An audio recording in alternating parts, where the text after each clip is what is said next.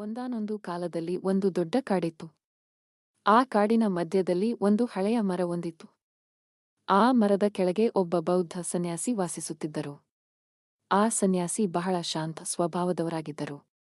ಅವರಿಗೆ ಜ್ಞಾನದ ಬಗ್ಗೆ ಅಪಾರ ಆಸಕ್ತಿ ಇತ್ತು. ಒಂದು ದಿನ ಒಬ್ಬ ಚಿಕ್ಕ ಹುಡುಗ ಆ ಕಾಡಿಗೆ ಬಂದನು.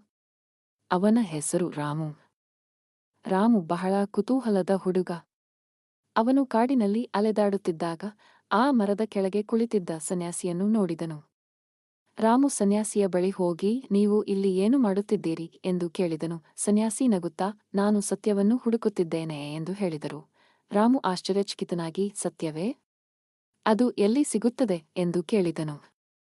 ಸನ್ಯಾಸಿ, ಅದು ನಮ್ಮೊಳಗೆ ಇದೆ ಎಂದು ಉತ್ತರಿಸಿದರು. ರಾಮುಗೆ ಅರ್ಥವಾಗಲಿಲ್ಲ. ನಮ್ಮೊಳಗೆ? ಹಾಗಾದರೆ ಅದನ್ನು ಹೇಗೆ ಕಂಡುಹಿಡಿಯುವುದು ಎಂದು ಕೇಳಿದನು. ಸನ್ಯಾಸಿ, ನೀನು ನಿನ್ನ ಮನಸ್ಸನ್ನು ಶಾಂತಗೊಳಿಸಿ ನಿನ್ನೊಳಗಿನ ಧ್ವನಿಯನ್ನು ಕೇಳಬೇಕು ಎಂದು ಹೇಳಿದರು. ರಾಮು ಸನ್ಯಾಸಿಯ ಮಾತನ್ನು ಕೇಳಿ ತನ್ನ ಕಣ್ಣುಗಳನ್ನು ಮುಚ್ಚಿ ತನ್ನ ಮನಸ್ಸನ್ನು ಶಾಂತಗೊಳಿಸಲು ಪ್ರಯತ್ನಿಸಿದನು.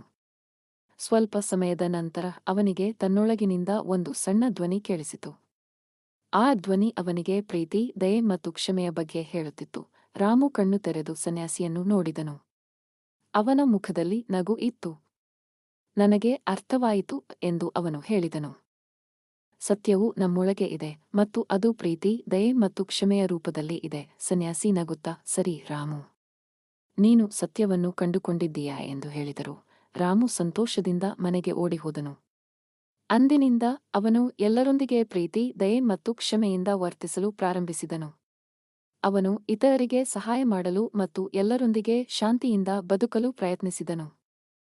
ಈ ಕಥೆಯಿಂದ ನಾವೇನು ಕಲಿಯುತ್ತೇವೆಂದರೆ, ಸತ್ಯವು ನಮ್ಮೊಳಗೆ ಇದೆ. ನಾವು ನಮ್ಮ ಮನಸ್ಸನ್ನು ಶಾಂತಗೊಳಿಸಿ ನಮ್ಮೊಳಗಿನ ಧ್ವನಿಯನ್ನು ಕೇಳಬೇಕು. ಪ್ರೀತಿ, ದಯೆ ಮತ್ತು ಕ್ಷಮೆಯ ಮಾರ್ಗದಲ್ಲಿ ನಡೆಯಬೇಕು.